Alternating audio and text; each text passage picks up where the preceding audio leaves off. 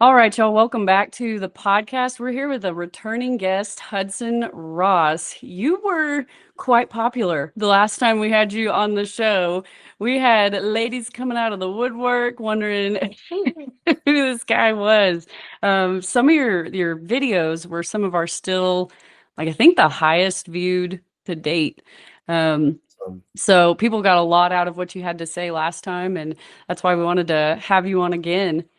awesome. Well, I'm glad to be back. Thank y'all for having me. And I think it's awesome what y'all are doing. And yeah, just trying to use anything that the Lord's given me to share any way I can if it helps anybody. And yeah, really excited to be back with y'all.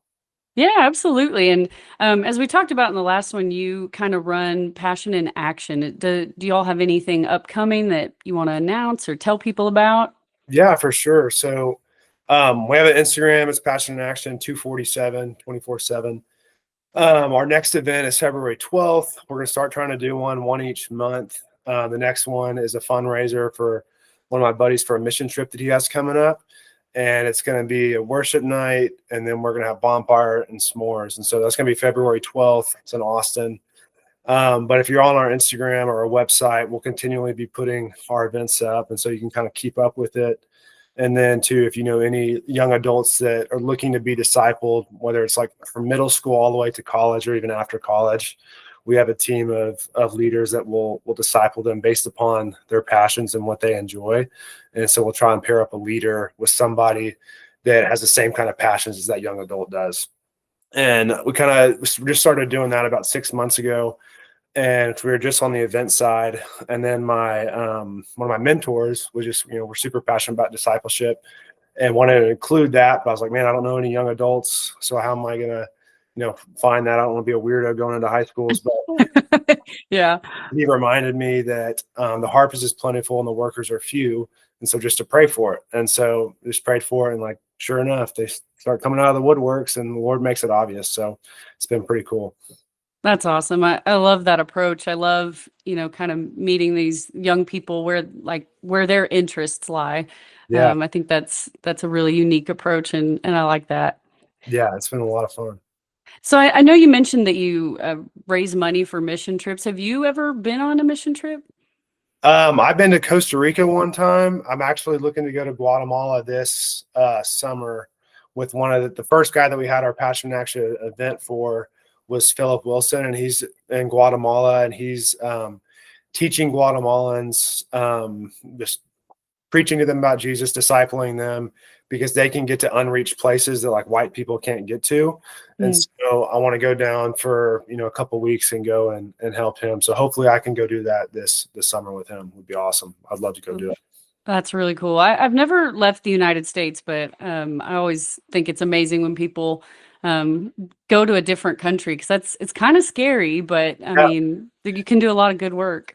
Yeah, no, for sure. And the one I was out on, honestly, in Costa Rica, I was there with like my family. It wasn't like a full on mission trip. So I really love to do that. And we were supposed to go a couple, or like it was last year, but then the whole like war and everything happened around with Iran and stuff, so we couldn't go do that. But so hopefully I Right. can get out there this year. Good, good. That's awesome. And I know it's been a little bit since we've seen you, but I saw that you completed a high rocks in November, I think it was. Yeah, yeah, How was that? it was really hard. It was really hard. Yeah, it was tough because it was kind of during like my schedule with golf, and when I have a lot of tournaments and stuff, so it was tough to train the way I wanted to train. So when I have those golf tournaments in the summertime, they're pretty like serious tournaments, and so I want to be ready for those as much as I can.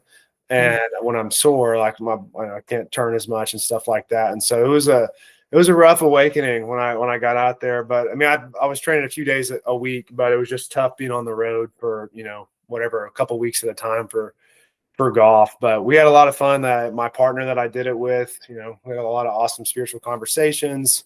And yeah, it was super fun. I'm actually doing another one coming up with my current roommate in March, and so I've been training a lot more for that one. So hopefully, Oh, nice. Where is that one? Because I think they only have one in Texas, right? this one's coming up in Houston.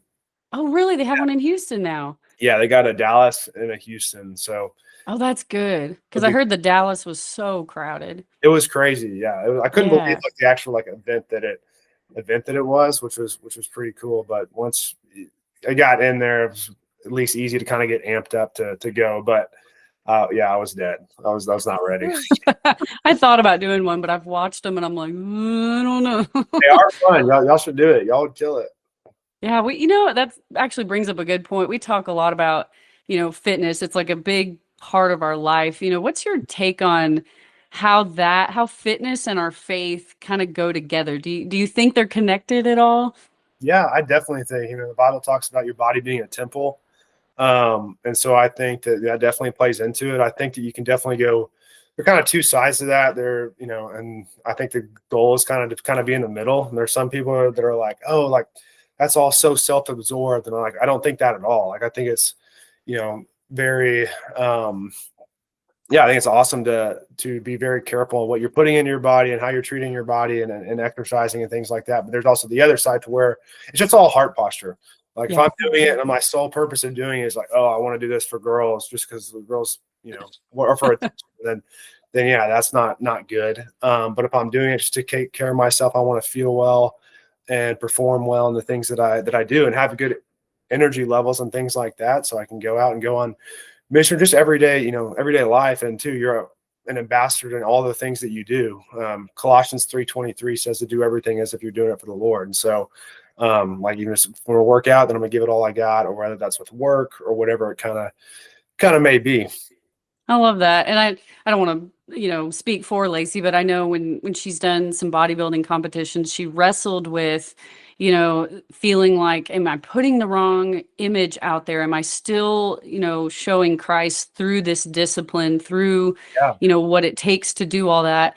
And I always told her, like, I absolutely think you are. Yeah, I know that when you compete, you have to wear a small little swimsuit or whatever, but it doesn't seem like, vanity to me. Maybe it is for some people. I think, like you said, it could be a whole You said heart posture thing. thing. Yeah. I mean, it's not like you're doing that to go and whatever, just for guys to just look. It's like something that Right. you're really putting your heart into and disciplined at. And it's just a heart posture thing. And the Bible too talks about what could be sin for somebody, is for one and not another, just based upon their, conviction. Obviously there's a outline of scripture that's like, we should all be on a certain page about, but there's a lot that's kind of gray area, and it's just heart posture. Yeah, I 100% agree. Would you, you know, agree with that? I guess you would. Like, I know you wrestled with it, but did you ever come to like a conclusion how you felt about it? Yeah, I think it towards the beginning, I thought there's no way you can follow Christ and expose your body the way that I was doing. Yeah. But once I got, again, it's yes, it's heart posture, but even in the gym, I was Adam Sandler 2.0. I kid you not. I had a t-shirt. The mayor of our town came up to me and was like, "Why do you always look like a hobo every time I see you?" And I was like, "Because I don't care to look good in the gym. I'm there to work." But I think what people don't understand about females in bodybuilding is not only do we wrestle with our hormones fluctuating, but we're wrestling with every day. Even when I travel, you have no other choice but to continue the discipline. Yes. And I think even when I was competing, I told you that I didn't really want to wear a bikini. I was like, this is kind of the worst part for me. I don't want to put on that bikini, but I was very proud of what Yeah. I did. I wrestled hard, really hard with the bikini part Yeah. because I was not. It's hard because you go through all that work, and the Yeah. way to like finally compete and, display the hard work and the discipline is you got to put on this tiny swimsuit. And but I thought you did it tastefully. Your heart posture the whole time. You told me when you started, my whole mission with this is to grow closer to God, because there are going to be days where I don't want to do this, and it's going to take relying on him completely to get my butt in the gym. Yeah. I mean, it So, was every day. It's hard to explain once you're in it, but like you're so it's almost like you're everything about you physically is breaking down, and but your soul is getting stronger. And so you kind of become so obsessed with building that soulful relationship with Jesus and Christ that it becomes you. It becomes part of you. And yes, I knew when I signed up for bodybuilding, yes, I knew a bikini was going to be involved. I understood that. But the first show, my mindset wasn't exactly where it should have been years ago when you and I did it together. But Yeah. then the second show, it was like, this is personal. This is something I have to take to his feet every single day. And there were times where I'd drive 6.5 hours to New Mexico, and I still had to get in the gym. I couldn't rest. I couldn't do anything. I had to get up at 4 a.m. every single day. But when I got on that stage, it wasn't about showing my body. It was the only thing I heard was my family and my coach yelling for me. And that's all that I cared about at that point, was like, I did it. We finally got here. This is what it took. But I wrestled hard with the bikini aspect because I know social media made me feel like, Well, there's a lot of critics out there, and oftentimes it's people who've never done it themselves. So they kept saying I couldn't glorify God and expose my body the way I did. But I said, if you only knew what kind of, like, every day Yeah. dying to myself that I had to go through, and I mean, I live by myself. I travel by myself. My job is always on the road. I had to be strong, like my mental, but it was one of those things where that's exactly the point, was I couldn't rely on myself. Yeah. I knew I was alone, but I couldn't rely on myself. I had to rely on Christ. And we did it. Yeah. We did it. Well, and I don't know if this is a smooth segue, but there's a negative side to, revealing your body and putting it online. And I know we've kind of talked with you off camera on, how pornography's become a big issue in today's culture, for both men and women. I know it's predominantly men, but it's an addiction for some. It's just growing in a way that is a little scary. And I know you said that's something that you are kind of passionate about talking about. For sure. What are your thoughts on that? Yeah, I mean, overall, I think it's definitely a culture thing, and it's just really sad to see kind of what our culture is becoming. And it's like God talks about an upside down kingdom, and it's like about what we think is the world thinks is good, like is actually evil. And it says closer towards the end of time that's going to come more to fruition, and it's very obvious that things are getting worse and worse and worse. And what's good to the world is actually very evil. But yeah, I think a huge problem with the addiction part of it, even like in Christian circles, is that we try to do it all ourselves. Like, and we think that it's like, oh, I just have to muster up the strength to not do this. And a lot of people are like, see that at like in 5th grade. Like that was probably around the first time that someone showed me that. And so you really don't understand then. But yeah, there is an extremely addictive thing. I know tons of people that have, really had a serious problem with that. And but in church too, I think that we sell Jesus short. We say that, oh, this is something that we're just always going to struggle with. And like, I don't buy that at all. Like, I don't want to listen to a person. Like, I want to see what the Bible says. Yeah. The Bible says that I'm not a slave to sin. I'm a slave to righteousness. And it says that, that the power that raised Jesus from the dead, like, lives within me. And so you saying that if that lives within me, that I can't overcome lust? Are you kidding me? Like, Yeah. And my pastor here in Austin gave a sermon on that. And, my struggle wasn't initially like just with that, but I mean, I have fallen into that. And anyway, he talked about it in that way. And I was like, man, like, I don't know if I've ever just like had faith that like God's just going to like take this away. It was always like, oh, well, we just got to fight this and we got to really focus on the sin. But as opposed to focusing on the sin, like, look to Jesus and have faith and just work on falling more in love with him. And we have to be desperate for that. Like, it's not something that just comes naturally, or you can just say, and then it's going to happen. Like, you have to actually believe it. Yeah. And that's kind of what I've seen change for me, and just the way I see that whole thing in general. And it was not like some like weird thing, but it just like, boom, it just happened when I actually had faith that, that he could overcome this by his grace. It's not a part of me because I suck. I can't do it. Yeah. And, like, I want to have like his eyes and desire what he has desires for, but trust that he can do that work through me. It's not from me. Because anytime that I tried to, and there was even a point in time where it was like 8 months, And I was just felt as clear headed as I've ever been, like not even thought about anything like that. And Right. then as soon as I was like, man, I got this thing beat, Hudson, you're pretty good at, not, Mm. and boom. And I wasn't even like outwardly saying that, but inwardly I lost my desperation for the Mm. Lord to do that within me.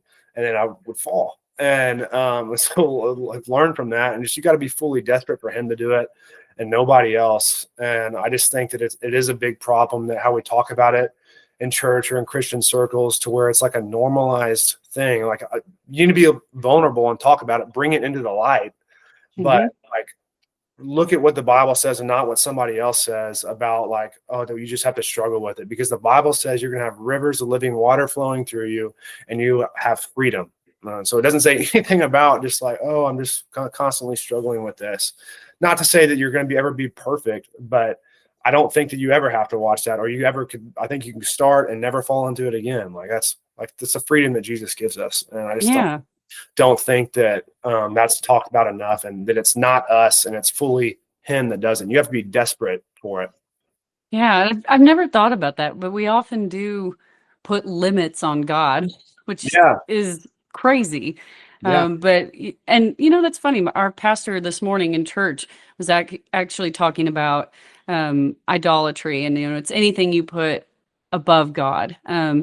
And something like pornography or lust, absolutely can take God's place. And I like your perspective on sometimes if you're focusing so much on the sin and not God, that's why you're still stuck in it, because your eyes aren't in the right place. Exactly. And we like, people will be so focused on that one particular sin, and you're worried about the boundary. Not boundaries are a good thing, but like, and you're worried about all this other stuff, as opposed to just like, okay, like I don't even want to look at the sin. I want to focus on Jesus and focus on loving him more.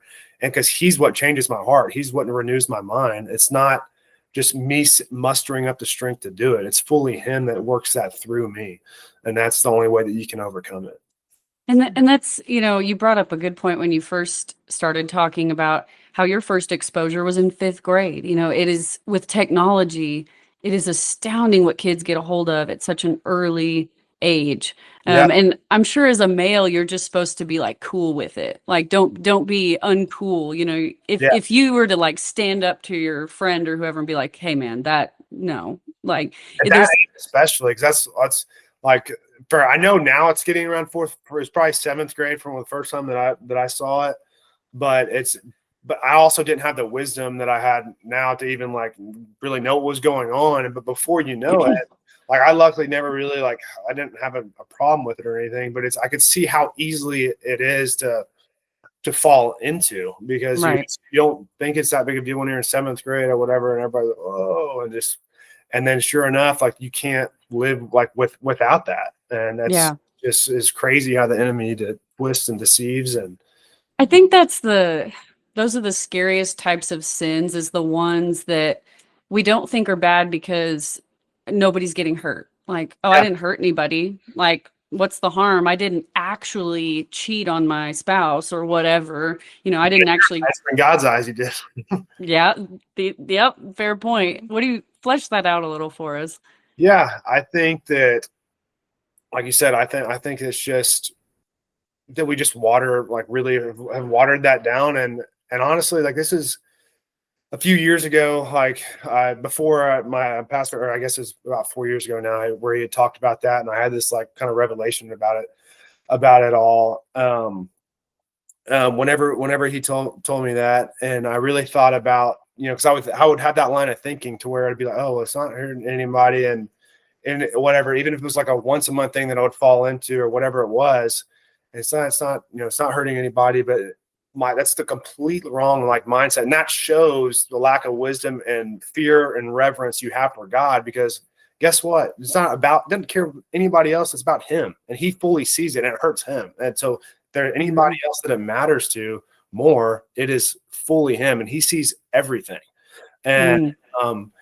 yeah, I definitely think that's watered down for sure. And whenever that kind of perspective shifted for me, and I realized like, man, like I'm like literally spitting in God's face, like when I do this, like, I mean, and just realizing how evil it actually is. Yeah. I mean, that's literally like what we're doing, worshiping the enemy, worshiping the devil. That's exactly what it is. And no one will actually call it out for that, but that's 100% what it is.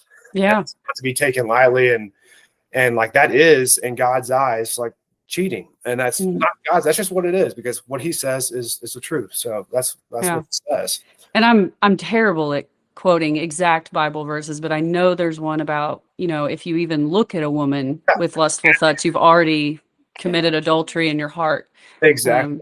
So it's torn marriages apart. I'm sure. But I think even if you look at it, like coming from somebody that I didn't know what it was till middle school, and I was told what it was. I was not shown what it was. Yeah. But when you're around the wrong crowd, and then when I did see it, it's almost like it kind of scared me. Not in a, oh my gosh, there's nudity. Yeah. It was, for some that grow up, whether you're deciding to wait till marriage or you're not, I think if you are trying to look at your future spouse and you are saying my future spouse deserves better than this, when people watch pornography, or you've dated somebody that's watched pornography and you know what that does to the relationship, it also, that type of material almost gives you almost a very toxic view of what sex should be. And biblically, God created sex. He created it to be beautiful between a man and a woman who are in a covenant of marriage. So I think when we see stuff like that, especially at a young age, it can frighten people, or it can give them the wrong idea of what sex actually is. And I think one of my girlfriends and I, we kind of have this conversation about their husbands watching it, and to me it's like that would break my heart. That, to me personally, I'll just throw that out there, I don't want to get it, but I personally would feel like, what am I not doing that you have to go to that, you know what I mean? So I think people need to understand, if you're following Christ, what hurts him should hurt you, and you should be so far away from that sin to where you don't even feel tempted to it. But yeah, no, I think you've hit the nail on the head. That's why it harms marriages. Is it's a fantasy. It's not real, and it's something that nobody should have to measure up to. That's not the standard. Like that is not. That's not it. Yeah, I think people like, and even like Christians too, because I've like just with like sex in general, they. And I've seen or heard of people, even when they get married, they have like a hard time like with it, because this is bad. And like, if using or doing it the way that God designed it to, like, it's obviously a very like amazing like thing. Like God literally made it to like be an enjoyable and a beautiful thing. And whenever we do things like that, whether it's pornography or lusting in our mind or yourself, whatever, it distorts that. And it's like, I want like my marriage to fully be blessed the way that God wants it to be blessed. And so that's why I'm fully going to do it his way. And it's like, he created you, so no one knows better than how to live your life. And I think people often think that, he asked us to do these things, or don't have sex before marriage, or don't lust in your heart out of like rules, but that's the opposite of what it is. It's because he knows you, he loves you, he knit you in your mother's womb, and he wants the best for you. And so it's like, we should trust the person who created us and listen to him. And like, read Songs of Solomon, it's some freaky stuff in there. Like, yeah, Solomon, oh my gosh, yeah, spicy. I know. I started reading that, and I texted you like, I can't read that.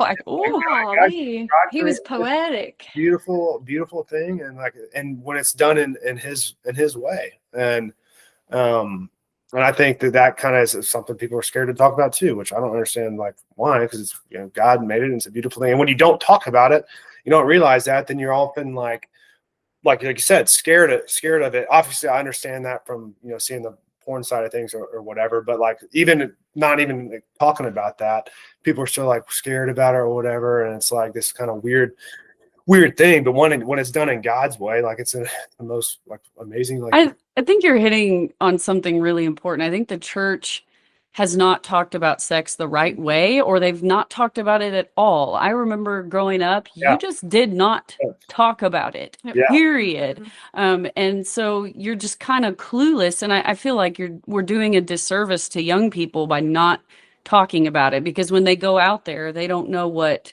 you know, the God designed version of sex should look like. You know, they've got and the only information they're getting is from the internet. And that should not be where they're getting their information. Like, it should be from, like, if a young girl wanted to talk to me about it, I'm open. Like, I will tell you anything you want to know. Like, I feel like we need to talk about it more. It doesn't have to be weird. No, that was the first time I had ever heard it talked about, was my pastor and mentor here in Austin. And it just like helped me have like such a deeper like and understanding, because too, like, it's a difficult thing, like pursuing purity and dating, because it's not talked about in the Bible. And so I would like often go overboard before I'd be like, oh, I don't even want to, like, not that I like, obviously I don't want to like think about it really, but like I was just like so like to where I didn't want to address it, didn't want to talk about it, didn't want to think about it. And it was just like, it had like a negative view for me, because I was like, oh, I just got to stay as far away as I can. And but when he started to like talk about that and talk about him and his wife and how they did it like God's way and just the way that it came to like fruition, it just completely shifted my view. And it makes you even more want to do it the way that God like wants you to do it. And yeah, I just thought that was super, super cool. And first time I heard Well, it. Really, that purity culture we talked about. Purity culture, Especially in our like, church. yeah, if you were a, you know, church kid in the early 2000s, purity culture was interesting. You know, but what are if you remember or you're comfortable sharing, what are some things your pastor told you about, you know, sex within marriage that kind of changed it for you? yeah, I mean, he just really like talked and went over like a lot of the Songs of Solomon and things like that, and just like talked about how like literally, it's like when you were doing this within marriage, like this is literally worship, like God created it. And I was like, whoa, that's awesome. That's great. Good to know. Yeah. Well, don't That's you awesome. wanna, I mean, maybe this is just me being me, but it's something that, I mean, obviously I've kind of announced it on this podcast last time that Many I've been, times. yeah, it kind of came out and I was like, well, I've been waiting till marriage my whole life. And, you know what I get when I say that is a lot of people are like, there's no way, I don't believe you. And it's sad because that's our culture, is they believe that there's no way a woman could have saved And isn't herself it to marry. weird how you felt uncomfortable sharing that I did. about yourself? Because Like, I didn't want people to automatically assume like, oh, yeah, she's Sure. lying. I would And say it's like, great. no, I'm very particular. I'm like, no. And that plus growing up, like, yeah, we had the purity culture thing, but it wasn't even about that. And I can't get other people to understand it, because to me, when I decided when I was I told you I was in like middle school, I decided this. I don't Remember that? remember. Well, in middle school, when I decided that I was going to wait till marriage, it wasn't about a purity ring. It wasn't about staying away from lustful men and all this stuff. To me, something hit me that day. And I remember exactly where I was at, where God told me that because of my heart and the way that I am, He was like, I don't want you to share that with anyone other than who I've designed for you. So to me, I thought that is the greatest gift I could ever give Him. And I only want it to be with Him, because then we get to have fun in the covenant together and hopefully create a child. Like, you know, so that's kind of like And what's my cool thought is about- very different than what a lot of people think these days, but I hope they understand I'm coming from a place of, hey, you can do it. You can absolutely re-wait till marriage, even if you've already done it. You can re-wait till marriage. We can repent. That's the whole point. Oh yeah. But oddly enough, like anytime Lacey's gone on a date and that subject comes up, that's the thing that sends men running. And I'm astounded by it. I'm like, but why? I'm sure there's other things. I mean, I've got tism, but like That's good. it's to them, I think, and to them, to be fair, I don't ever want anybody to feel like they have to be forced into something around me, but I do want them to understand that with my faith and my family and how I want to raise my future kids, that's setting the standard. Who I choose to marry is going to be the person that raises my kids with me. So I don't want somebody that's only going after my body before we've even hit that covenant with Jesus. Well, and I Like, think what's cool about, you know, you waiting is you will, when you do get married, you'll have nothing to compare it to. And that's a good thing, because you like, you'll know, all you'll know is with your husband. And it'll be good because that's all you know. Like, I feel like that's part of maybe why God told us to do that? Well, that, and if you love somebody so much, like my heart can't understand it. When you love somebody so much and you have now joined, you are now two has become one. Don't you want to do that? You know what I'm saying? Like, don't you want to just have that? Sure, you would think. I mean, but that's part of why it needs to be talked about more in the church, because I feel like people think in marriage, it's all of a sudden once you get married, you're supposed to do it twice a day, every day, and all this stuff. And that's not how marriage always looks. But, it could, if that's your marriage, then great, good for you.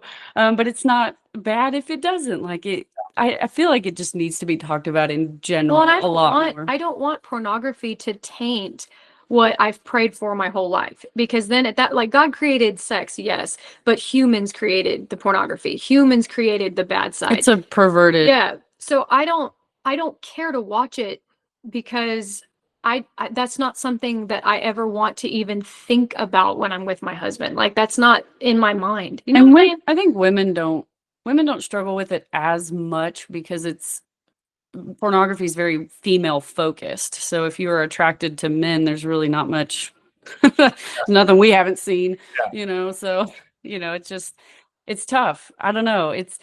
I feel bad for people dating who are setting that standard, and it seems to run most people off. Do you experience that? Like, is that, or do men not have that?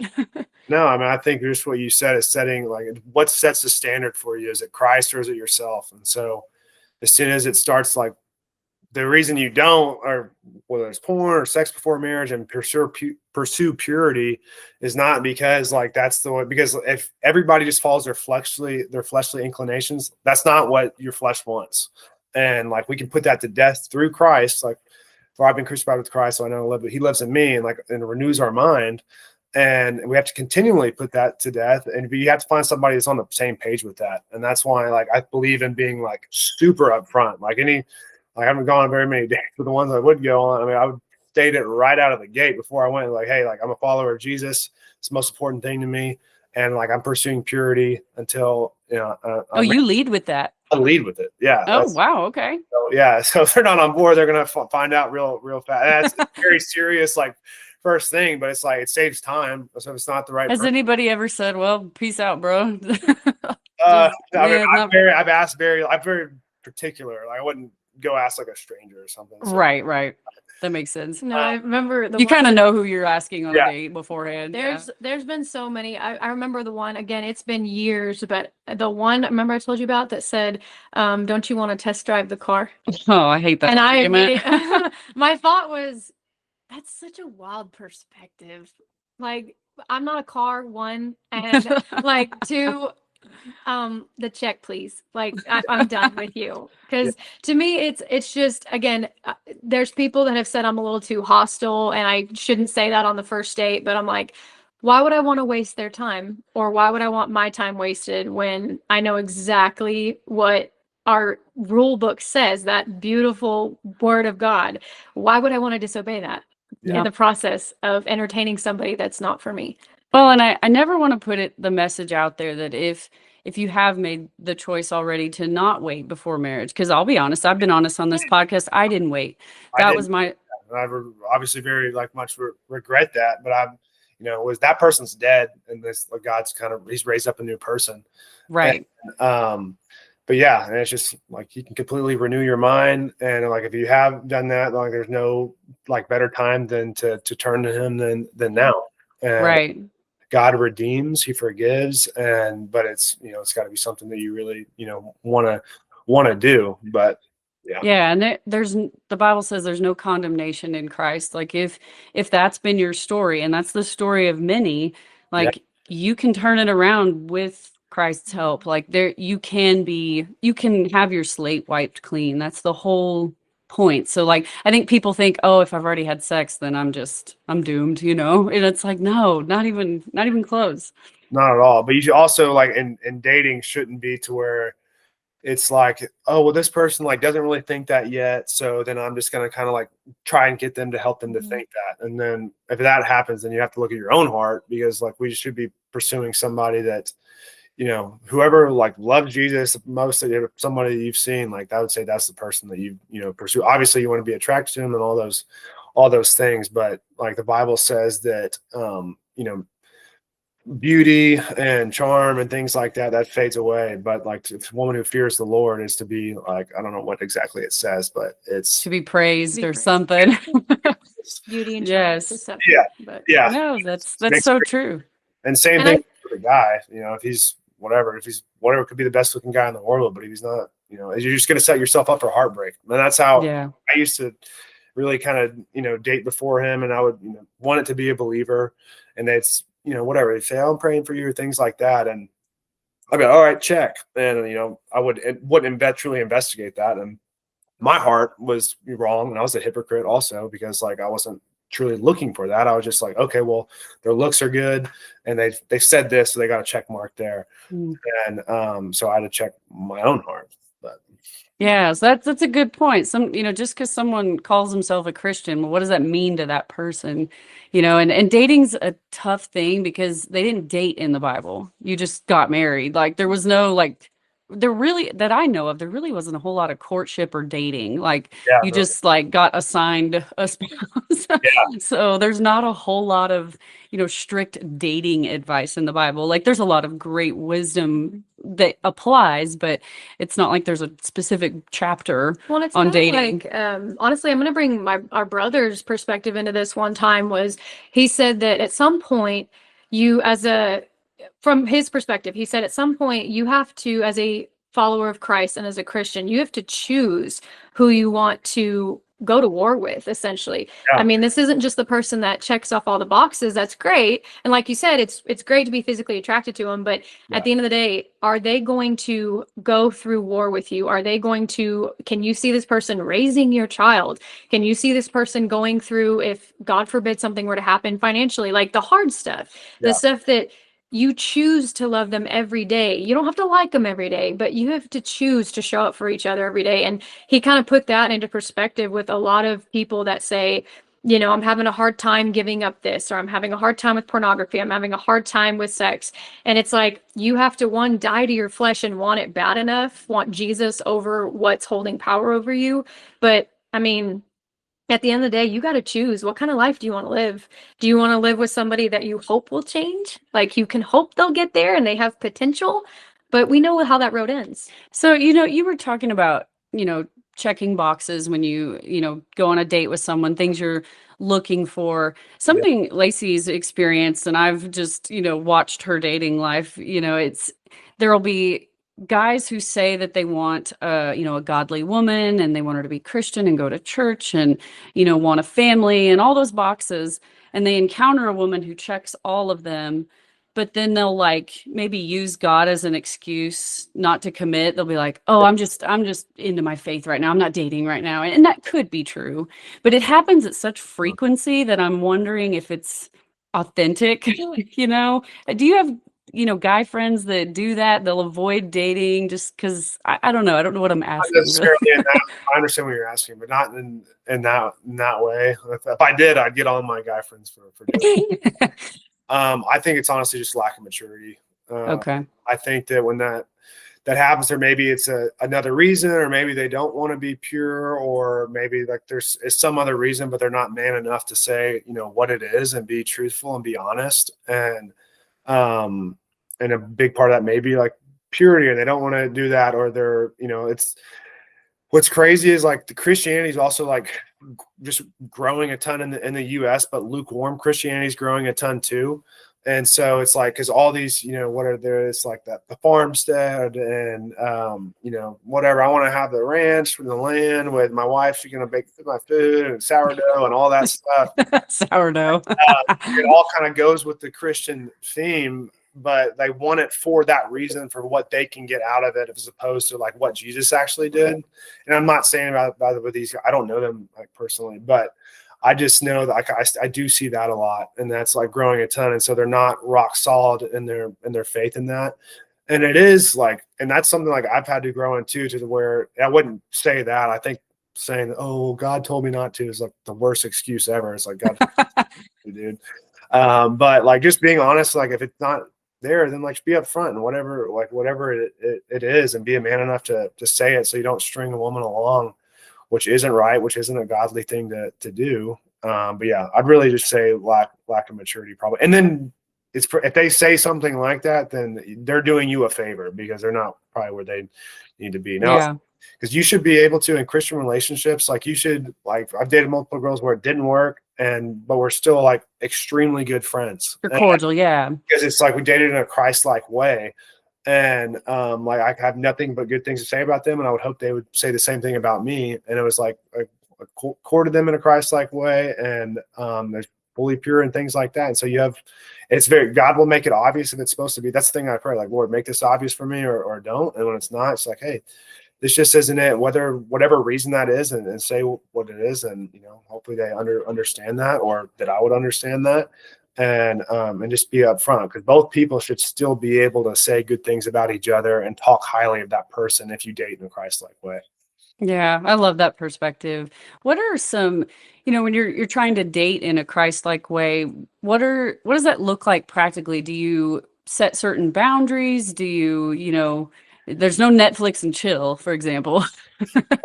No Netflix and chill, but yeah, definitely boundaries. And honestly, like when I was earlier in my walk, I thought it was silly, because I was like, I was very self-righteous in ways to where I thought that, oh, well, like Hudson's can withhold from all this stuff, and so I can be put in this position or that position. And I would look at people that, and not to say it has to like be like this, but I knew a couple that didn't even kiss till they were engaged, and I was like, man, that's crazy or whatever. But now I like see that as so God honoring, because it's like, man, like they just didn't even want to mess with sin. And so I really, really respect that. But it looks like the man leading, the man communicating, being upfront in that. And I think the man, because a lot of times guys will be like, oh, well, this girl, she's trying to control me and all these things, but are you a man worth submitting to? And so I think the man has to be worth submitting to, and if he is, and the woman respects him in his faith, then she submits to that and trusts his leadership. Not that he just rules over her, but he really respects him in the leadership that he has, because that's the way that we're intended to be in relationship. And then just the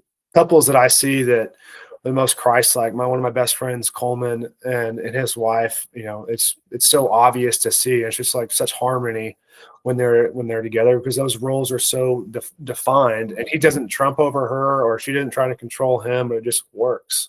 Yeah. And I think sometimes our marriages are like just the way we operate. It can be our greatest testimony, because somebody could see your marriage and how you treat each other and be like, man, I want whatever they got. Like whatever's making that work, I want some of it, And it's easy for us as single people to, look from the outside in. But I think also learning and observing in a open-minded way and a non-judgmental way, which as we're called to do anyway. But what I've noticed a lot, because like I told Holly, I don't date anymore, and I'm not trying to bring my personal experience into this. I'm just trying to relate. A lot of times I've noticed that a lot of lukewarm Christians, whether they're doing some stuff for marriage or not, I've noticed that they don't necessarily want to be saved from their sin. They want to be saved from the penalty of their sin. And to me, maybe this is again where my brain kind of twitches a little bit, but I look at it as if you meet somebody and having them just poof into your life, that's wishful thinking. But I do believe that if you just nitpick every single wrong thing about somebody, one, you're not ready. But two, those men that say they use God as a crutch, essentially, to not date somebody, I think a lot of that is they're not willing yet to die to themselves. They haven't yet figured out that you're going to have to let somebody in. You're going to have to let that person in. Now, whether or not they are your person or not, you kind of have to figure that out. You got to ask them on a date. You got to actually try. But there's a lot that I've noticed that they're not quite ready to step into their role as a man of God. And for females, I don't know about speaking on your behalf with your husband and how that worked, but for me, I want to submit. Like, I can't wait for the for right that. guy. Sure. Like, I can't wait for that. But it's one of those things where I'm not going to rush it if it's not the right person. I'm not going to submit and force myself into something, because then that creates that hostility. So I'd rather, it's like when you know you're in the presence of a godly man, as a female, I can attest, you will naturally submit. It's almost like it's a, what's the word I'm looking for? It's like a soulful feeling.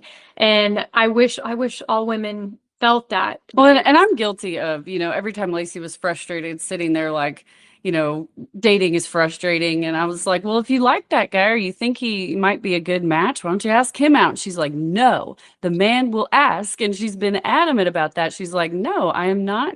If he's going to lead me to Christ and lead me in a marriage, he can ask me out. Like, so a lot of times poor Lacey's over here just waiting and these men just fumble, But like you said, men should be leading. Like and men should be communicating. There's a lot of times where people just, you don't hear from them for days and you're like, what in the No world? one's that busy. Yeah, no one's that busy. No one's that busy.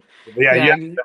Like men we're supposed to like provide physically wise, like protective wise, and like financially, and then like emotionally. And it's funny because like with guys, like physically becomes like the easiest to us, and for women it's emotionally is the hardest part, like with us. And I think it's just important to like recognize that, and that's something I've like really tried to grow in over the years, because it doesn't come natural to us. You are not alone. Like my husband and I have that conversation all the time. Like, if he's, if it's, he's trying to make a pass at me in the evening or something, and I'm like, I'm still mad at you. Like, if you can't get to me here, you ain't getting nothing else. Like, and that's just so funny to men, because men are like, really? The two are connected? Like, what? Well, and we do talk a lot about how men need to lead us and men need to put us in our feminine and all this stuff, which is true. Women are hormonal. We get it. Oh, yeah. But females, on the other side of things, for the ladies, you also have to be willing to call out yourself. You have to be willing to say, okay, this is probably not him. This is probably a me thing, and I need to work on this, because you could have a godly man that is ready for marriage, and he has worked on himself. He has done everything that God has called him to do, and now he's ready to find his wife.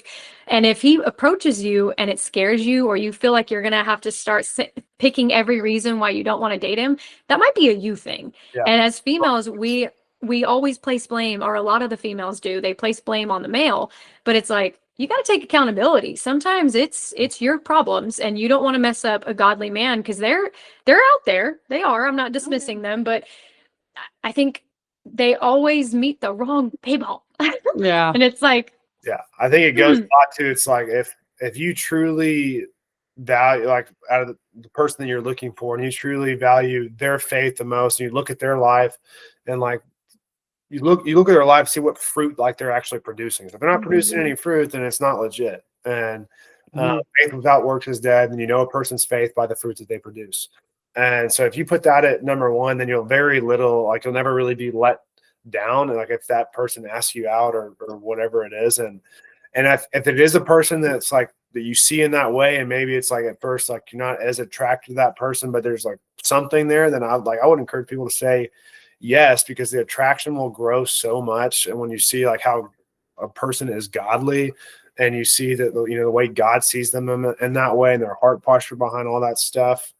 But yeah, if that's not number one, it's like, oh well, this guy is or this girl is, she's really pretty, and yeah, she seems like she's pretty solid about her faith, or he seems like whatever, he goes to church, and I know you probably have to go on dates to really know that, but a lot of times you can know it beforehand and by some certain questions and things like that. But it's just setting yourself up to be let down when you don't. Yeah, and one of the reasons we started, doing these interviews with men is to pick y'all's brains. So like when you are looking for your future wife, what sets your radar off to say, ooh, maybe that one? Like what are y'all looking for? For me, like I think modesty is like one of the most attractive things to me. Decisiveness, like that she is, fully trusting the Lord and leans on his understanding and not her own, is willing to just confident in her identity in Jesus and not worrying about what everybody else is doing, but solely, trust him. And I'd say those are definitely the two biggest things, and humility, and just loves everybody around her. And it's not especially like with pretty girls, it's very easy to find some that are, kind of high and mighty, and guys are like that too. I'm not saying that's just girls, but see a girl like that who will, treats everybody like family or loves everybody as Christ would love them. But definitely in our day and age, like modesty in that is very, very unusual. And even amongst like some like Christian circles, I know it's really, it's And crazy. how do you like, what does modesty mean to you? Because some people have a view of that, oh, you have to dress like a nun. You have to be No, completely, like, what does that it's mean? like Orca. whatever, if they're, we're like super, super short stuff or like showing a lot of cleavage or something like that. It's just like, then my mind goes to like, okay, why are you doing that? And what's your heart posture behind that? And if it's listening for the attention of guys, and most likely, yes. I mean, and I've been there as a dude. Like whenever I was like 60, when I was in college, I was trying to take pictures of my shirts off and things like that. Like I'm an idiot. And I look back and I'm like, oh my gosh, I'm a douche. Like, but Flex yeah, the abs. We're all guilty of it.